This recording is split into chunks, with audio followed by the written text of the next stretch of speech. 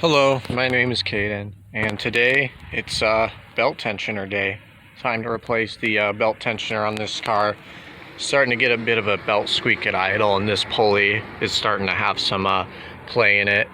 If you can't see already, it's kind of hard to see, of course, with the belt on still, but if I take the belt off, you'll see later there's play in that. So to get started, things basically, general process of this, we're gonna move this out of the way, we're gonna move this out of the way, and we're gonna move this out of the way. They're all pretty easy to get to, and they all just require basic hand tools. So the first thing we're gonna do is we're gonna grab our 8mm. We're gonna disconnect the battery terminal, because of course we're gonna disconnect the alternator. There's a power wire back there, that's a small bolt, and then unplugs there, belt off, bolt there, bolt there. Power steering pump, there's a bolt up here, and then there's one like down below, and then you just stick an extension through these holes in the pulley here, and that'll come off. But I'm gonna kind of show you that in a little step by step. So of course, the first thing we'll do is remove our battery whenever we get the wrench on the correct way. So we're gonna just go ahead and start by doing this.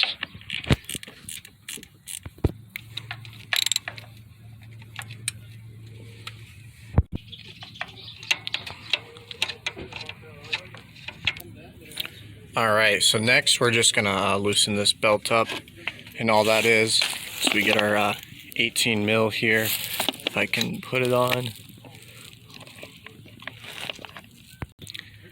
Actually, it'll be easier if we just move this out the way first. Take cap off, move this cap back on. If I can do this with one hand, grab it like a man and just lift up on it. Move that out of the way. So then we get our 18mm. It just goes on like this, and then you lift up to relieve the tension and slip the belt off.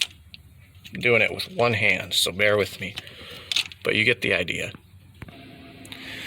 Alright, so now the belt is free. So the next thing we're going to do is remove these two bolts here, which is also my ground for my negative terminal. It's a good place to ground it if you don't like down there. So yep, this and the alternator will just come out. Of course, don't forget to unplug it. I might as well just do that right now. Okay, so two bolts removed and alternator is gone after unplugging it. And that frees up quite a bit of space here, and you can see I've already got another issue. I've got antifreeze piling up here on the intake, but I already know what that's from. It's from this thermostat housing, but that's for a different time. So now the alternator's removed. Next best thing we're gonna do is go ahead and get our power steering pump out of the way.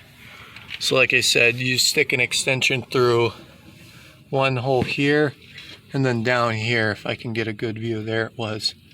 There's the other bolt right there. And when you remove those two, you could kind of just push it to the back here where it's out of the way, because of course you don't want to disconnect the actual lines from it. It's not necessary at this time, but we're going to go ahead and work on that next. Alright, so that power steering pump is now removed. So next what I'm going to do, I can't exactly lift it up and push it back here as much as I want to. So I'm going to go ahead and remove this. I mean, this is optional for you, of course, whether you have this or not. They're pretty straightforward there, as you can see, but I'm going to go ahead and remove mine just to make it easier. Alright, now that I got that thing removed, look how much space this opened up. Once I was able to put this back here, you can see pretty much everything now. It'll make this a little easier for you, I suppose. If you have your new part already, you can see kind of where it already bolts down. You see this is where like your power steering pump was sitting against it. One bolt for the alternator. So now you know you just have 4 more nuts and bolts that you got to remove before this whole bracket comes off. So that's what we're going to do next, is start working on those. And I'm not going to lie, these ones on the bottom are a little harder to get to. They're not terrible. One of them, you're gonna probably want a deep extension to get over that stud there to get that nut off. So let's get working on it. Alright guys, I am in a little bit of trouble. Things did not go exactly as planned.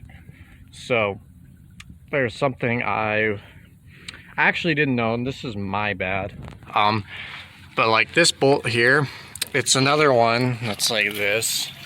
And I think it's a stupid design flaw, because you could accomplish the same thing this is doing with a thicker washer. But basically, you're gonna have to drain out all your coolant. There's no way around it really.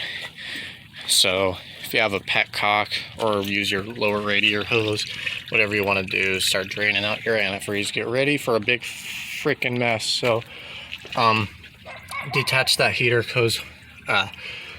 core hose. Detach that.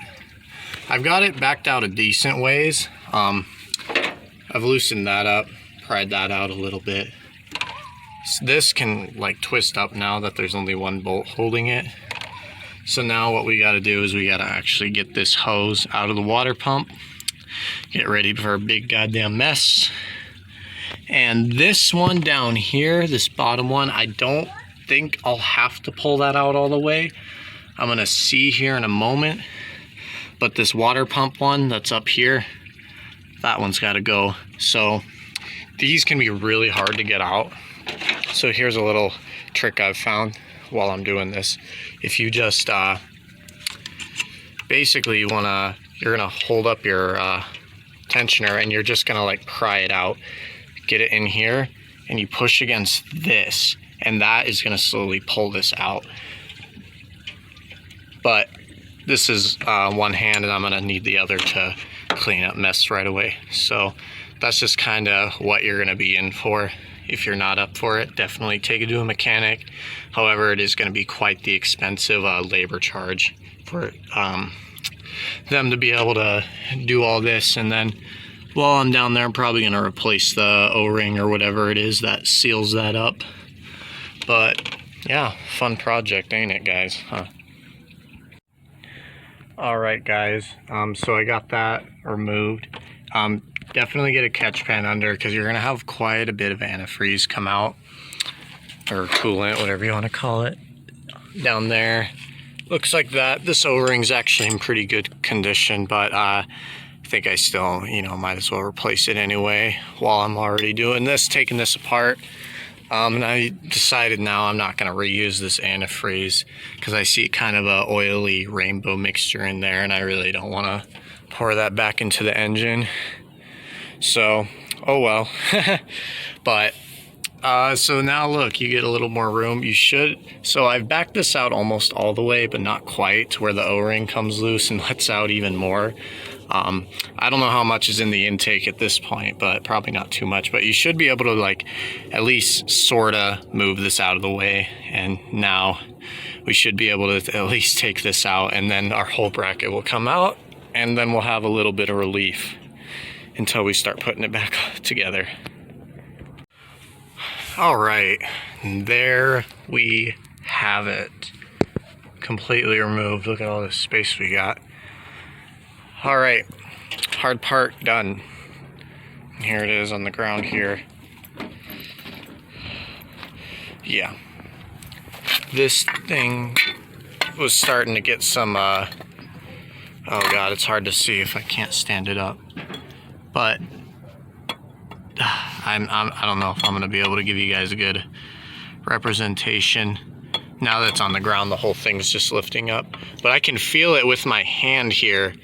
When I rock it back and forth, it definitely does move, which is why it's getting replaced. And I'm just replacing the whole tensioner instead of the actual pulley, because I don't think it's quite keeping tension anymore, which is why my belt is slipping now and then. And especially slips when I get in the second gear and I start accelerating a little harder. That's when I notice it screeches pretty loud. So I don't think it's keeping tension anymore. And my belt Of course, first thing you'll want to check is your belt, but my belt here is in really good condition still. There's not even like cracks in it yet or anything. It's not glazed on the other side. So yeah, so now we just get back and go to the install. Install is kind of the reverse of the removal. It's pretty much exactly the same, and then you'll just like top off the antifreeze after that. But I'm gonna kind of do it piece by piece here and show you little bits of it, as always. And I'll check back soon.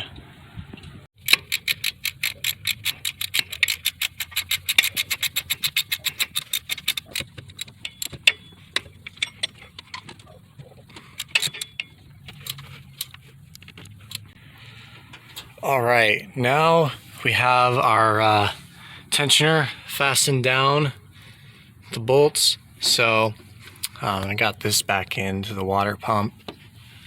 Next, I'm gonna reattach this, which I can do right now. Just go ahead and reattach that real quick. And oh shit, you know what? My hose clamp slid all the way down here. I will get that in a minute. And I'm gonna wrap up these wires too. The tape was really old on them, so I'm gonna replace it with some new stuff. So next, after I get that wrapped up and my clamp tightened down, we'll put the power steering pump back. We'll put the alternator back. We'll put everything, you know, reassembled, and then we'll put the belt back on, and then we'll be finished.